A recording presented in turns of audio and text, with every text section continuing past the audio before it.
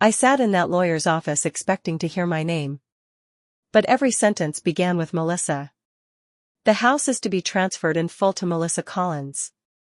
All financial holdings, including the retirement account, are to be distributed to Melissa Collins. Personal effects and heirlooms, likewise, are to be passed down to Melissa Collins at her discretion.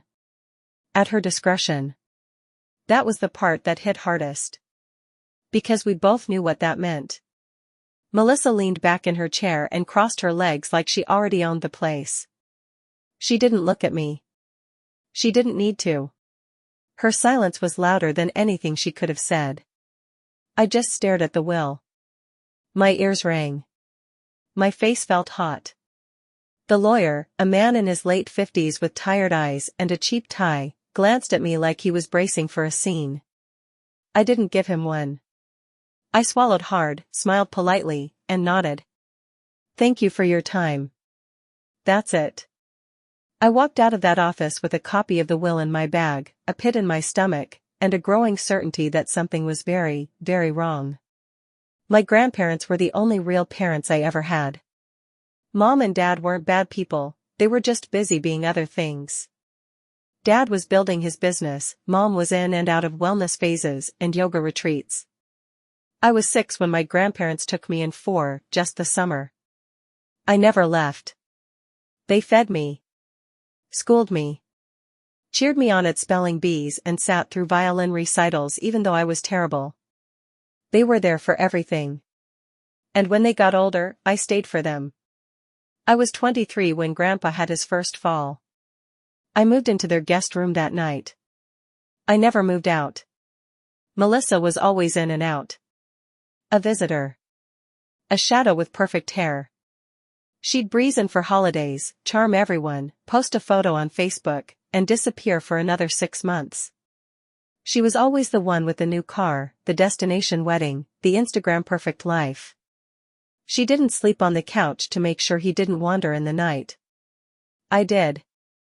For 10 years, I was their everything. And I never asked for a cent. There was a conversation I kept replaying in my head, over and over after the will reading. It was just last fall. Grandma was sitting in her chair by the window, a quilt over her knees, sipping tea. Her hands trembled, but her eyes were sharp that day. You've given us your life, Sarah, she said. We won't forget that. I smiled. I thought she meant. I don't know. That she saw me. That she valued me. I didn't need a mansion. But I thought I meant something. That night after the will reading, I sat in the kitchen of the house I had practically lived in for a decade. My hands shook as I scrolled through my texts. Not a word from Melissa. Just silence, until I opened Instagram. There she was. Smiling in front of the fireplace. The same fireplace I used to clean every winter. The caption? Coming home yellow heart. I think that was the moment I stopped crying. When the sadness dried up and something else moved in, tight, cold, and sharp. She knew before that meeting. She knew I would get nothing. And she let me sit there. She let me grieve them, comfort her, hold her hand at the funeral. She let me walk out with a smile on my face and a knife in my back. Later that night, I sat on the edge of my bed holding the envelope with the copy of the will. I hadn't even opened it. I don't know what I was waiting for. Maybe to find a post-it note tucked inside. Some hidden clause. A letter from my grandparents saying, "We're sorry." There wasn't one. Just the same cold lines. Everything. To Melissa. And in that moment, I finally understood. This was betrayal. And I wasn't going to let it slide. When people talk about caretaking, they talk about the big things, emergency room visits, medication schedules, hospice care. They don't talk about the day-to-day things. How laundry never stops. How your meals come second to someone else's appetite. I lived that life for years. And I never complained. Not out loud, anyway. The strange part is, I didn't even realize I was fading until I looked in the mirror one morning and barely recognized myself. hair in a bun, dark circles, wearing the same hoodie 3 days in a row. And yet, when people saw me with my grandparents, they smiled and said, "You're such a blessing." About 2 years before grandparents passed, Melissa showed up unannounced one afternoon, carrying store-bought cupcakes and a bouquet of lilies. "They looked sad without fresh flowers," she said, placing them in Grandma's favorite vase. I was stunned. Melissa didn't do casual drop-ins. She hugged Grandma, took a few selfies with Grandpa, then pulled me into the hallway and said, "Let me help this weekend." I wanted to believe her. I really did. I even told Rachel, my best friend, a nurse at the clinic Grandpa used to visit, that maybe Melissa was finally showing up. That weekend, Melissa stayed over. Helped clean the guest room. Cooked a meal. Smiled for pictures. She even cried when Grandma had a dizzy spell. I thought maybe we'd turned a corner. Then Monday came and she was gone without goodbye. Just a text that said, "Heading out early. Let me know if you need anything." She left behind the flowers. And 2 bottles of sleeping pills I didn't recognize in the medicine drawer. At the time, I thought maybe they were from an old prescription. But something about it didn't sit right. I asked Grandma, and she just blinked and said, "Melissa said the doctor gave them to her." I never found out who they were for. She didn't respond to my texts for a month. That was when I started noticing patterns. Melissa would show up when Grandpa's condition worsened, then vanish again. She never took a night shift, never helped with the hard stuff. But she was always there for birthdays. For photos. And more than once, I caught her looking through drawers, quietly, subtly, like she was checking what still belonged to them. One afternoon, I came home early from a grocery run and found her sitting in Grandma's room. Alone. The drawers open. She jumped like I'd caught her with a weapon. "Looking for a nail file," she said. "Grandma said it might be in here." The next day, Grandpa's war medals were missing. She claimed she'd boxed them for safekeeping. They turned up months later, framed and hanging on the wall of her condo. I tried talking to my grandparents about her behavior, once. Grandma waved it off. "She's just different than you. She shows love in her own way." I wanted to scream. I was the one who cleaned her after surgeries, who changed bedpans and bandaged wounds. But sure, Melissa brought cupcakes and charm, so that must count for something. A few months before Grandpa died, Melissa took them out to dinner. Alone. It was the first time in years they'd left the house together without me. She insisted. Said she wanted private time with them. A final memory, just the 3 of them. I remember standing in the kitchen that night, watching the clock. It was almost midnight when they got home. Grandma looked tired. Flushed. Like she'd been crying. I asked if everything was okay, and she just said, "It was a nice evening. A lot of talking." They never brought it up again. But after that dinner, something shifted. Grandpa stopped talking about the future. They both grew colder when I asked about financial stuff. And one day, when I mentioned a power of attorney document, Grandpa said, "Melissa took care of all that already." That was the moment I felt something bad is gonna happening. I told myself it was just the stress. Just aging and confusion.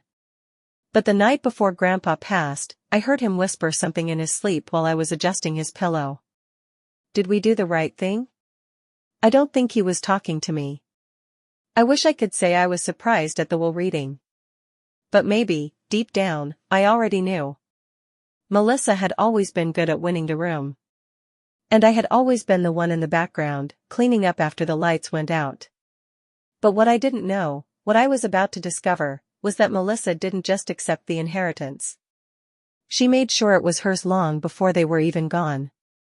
I got a text from my grandparents' neighbor, Mr. Peters, 3 days after the will reading. He's 78, walks with a cane, and still notices everything. "Hey, just wondering, why was Melissa meeting with a notary in your grandparents' garage last summer?" I stared at the message for a long time. Garage? Notary? Last summer, I'd spent a month sleeping on the couch while Grandma recovered from pneumonia. Melissa said she couldn't fly in. Too busy with a campaign launch. But apparently, she had time to fly in for that. So I called Mr. Peters. He didn't hesitate. She parked down the block and walked up the driveway. I figured it was something private. But I saw the woman with her, clipboard, suit, papers. Melissa had your grandpa signing things. My throat tightened. What did she say it was for? He paused. She told me it was a surprise. Said you were planning a joint trust. That you'd be thrilled. That's when I knew. It wasn't just neglect. It wasn't just favoritism. Melissa orchestrated it. She waited until I was busy and then she got them alone and rewrote the future. And she used my name to do it. I tore through the file cabinet in my bedroom, the one with old tax returns and doctor paperwork. Sure enough, in a folder marked Estate Docs, was a photocopy of a power of attorney, with both our names. Only mine had been blacked out with a Sharpie. Sloppy. That same night, I logged into my grandparents' shared email. Grandma had asked me to help manage her online accounts the year prior, and never changed the password. There were dozens of threads with their estate lawyer. Most were dull, procedural. Except one. Subject line. Regarding Sarah's awareness of changes. It was from Melissa. And in it, she wrote. I've spoken to Sarah about the trust update. She's on board, just didn't want to get too involved emotionally. She trusts me to handle it. I read that line 3 times. I had never even seen the trust document. Let alone approved it. She lied to their attorney. To my grandparents. Probably even to herself. I printed everything and brought it to Rachel. She looked through the emails, the copy of the redacted form, and just said, she planned this. I nodded, numb. Yeah. Then Rachel looked at me and said something I wasn't ready for. You know she's not smart enough to pull this off alone, right? That idea took root in my chest like a weed. And it bloomed fast. Melissa had always been clever, but lawyer clever? Financials clever? No. So I went back through the emails. Every signature. Every reference. And there it was. Her boyfriend. Cameron. Corporate lawyer. Tall, perfect teeth, the kind of guy who talks over you in casual conversation and calls it banter. He had been CC'd on several threads. Quietly. Under a personal email address. One of them was a legal summary explaining that gifting through estate transfer avoids probate conflict. Another? A breakdown of revocable trust options for asset consolidation. I called Rachel again.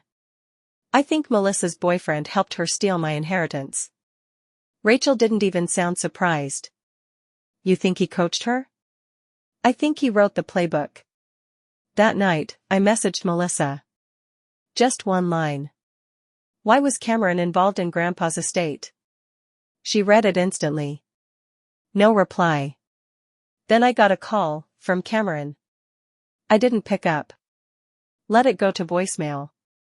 He sounded casual. Confident. Hey, Sarah. Listen, I think you're misunderstanding some things.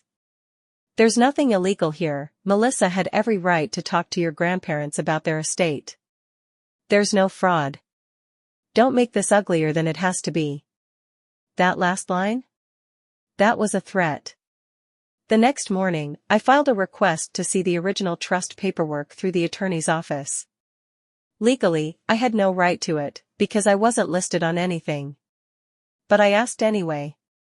2 days later, I got an anonymous envelope in my mailbox. No return address. Inside? A photocopy of a handwritten letter. From Grandma.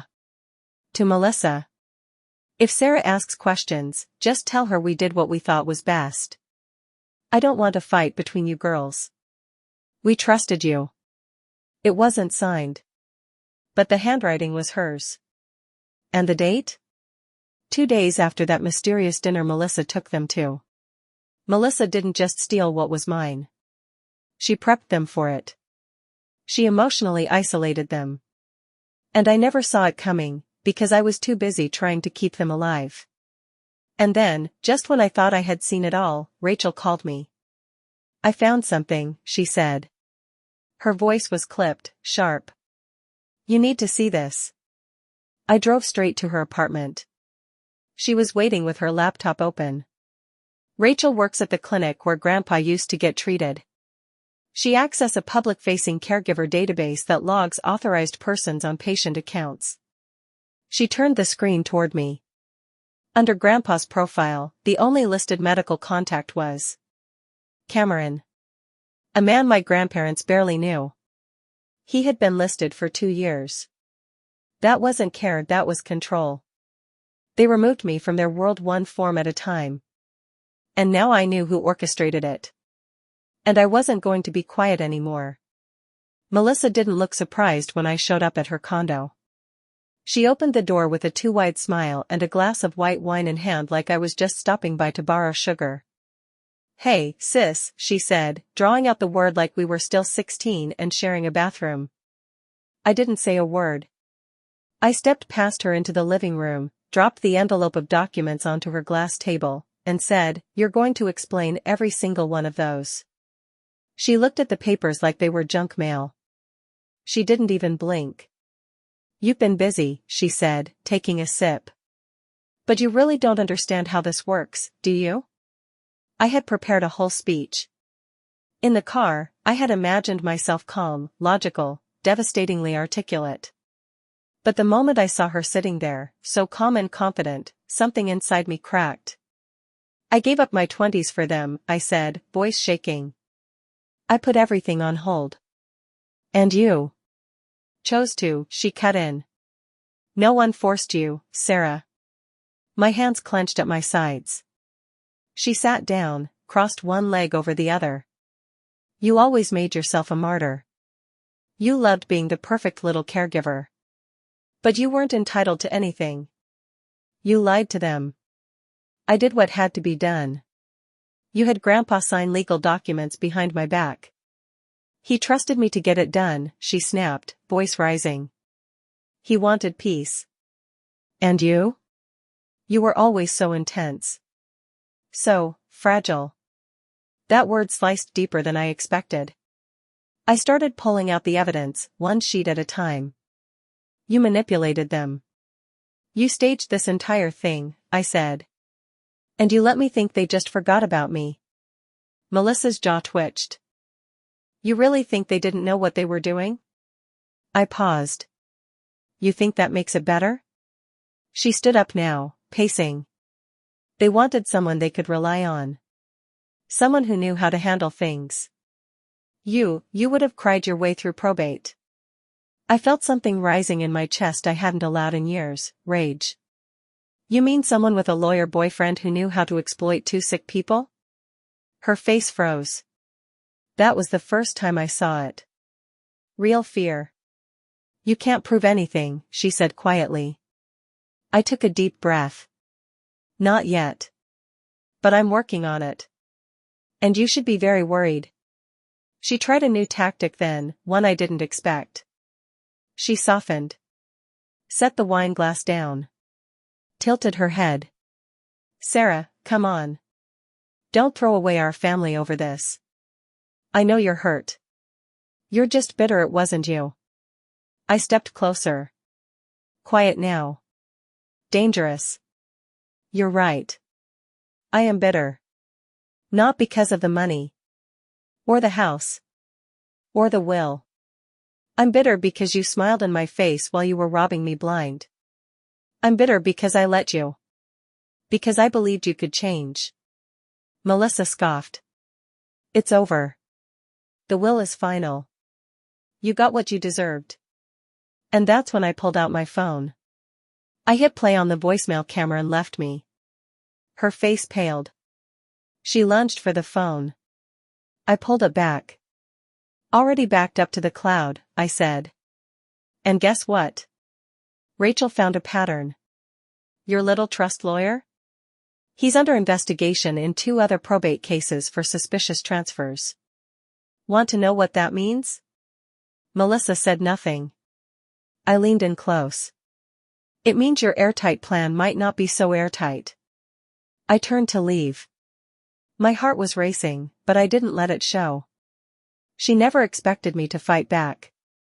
Later that night, I opened a manila folder Rachel had handed me earlier. Inside was a printed photo. Black and white.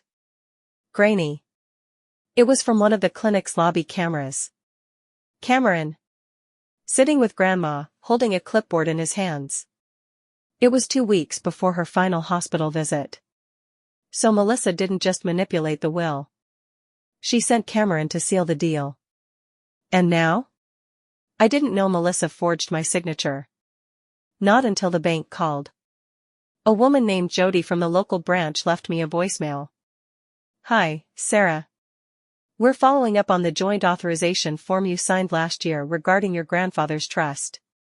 We just need you to verify a few final details. I called back confused. I had no idea what she was talking about. Jody pulled up the file. Confirmed my signature. Emailed it to me for verification. It wasn't mine. The signature was close, but not quite. A slightly sharper S. A loopier M. And the date? 3 weeks after I had been in the hospital with pneumonia, barely able to lift a pen. I stared at the screen, heart thudding in my ears. Melissa forged my name. I drove straight to Rachel's apartment. We pulled everything back out, emails, the recording, the trust forms, even the grainy lobby photo of Cameron with my grandma. Rachel, who had stayed level through everything, finally looked up and said, "We have them." We didn't just have manipulation anymore. We had fraud. The next morning, I filed an affidavit with our attorney, Dana Nichols. Dana reviewed the evidence and said 4 words I hadn't expected to hear. This is a felony. I blinked. But I thought, this was civil, not criminal. It was, she said. Until now. We didn't go public right away. Dana filed a quiet request to freeze the remainder of the trust account. Then we waited. It didn't take long. Melissa called me 5 days later, in full panic. Her voice shook. What did you do? I didn't say anything. You're going to ruin everything. You're not thinking straight. I let her talk. Let her spin. Then I said, I'm not going to court. She went silent. Then hopeful. Really? I'm going to the police. She showed up at my apartment that night. In tears. She had never cried in front of me before, not once in her whole perfectly curated life. I didn't mean to cut you out, she said. I was scared. I didn't want to compete with you anymore. That hit me harder than I thought it would. She wasn't crying because she regretted it. She was crying because she got caught. I handed her an envelope. Inside was a letter Dana had written. It laid out the deal. Melissa could return the money. Remove her name from the property deed. Walk away quietly. Or we'd go public, with the forged signature, the call logs, the audio, all of it. And she'd be facing a criminal investigation. She took the deal, signed over the house. Left town a week later. Deleted her social media. No goodbye. The house sat empty for 3 months. I didn't want it either. Too many ghosts in the wallpaper. So I sold it and split the proceeds between myself, a local memory care facility, and the food pantry my grandparents used to donate to every year at Christmas. A month later, I got a letter in the mail. No name. No return address. But the handwriting was unmistakable. Grandma's. It was postmarked 6 months before she died. Addressed to me. I opened it with shaking hands. Sweet girl. I know you're tired. I see it in your eyes. I don't know how things will play out. But I hope one day, when all of this is behind us, you'll take the life you gave us and give it back to yourself. Take it back, Sarah. Please. With all my love. Grandma.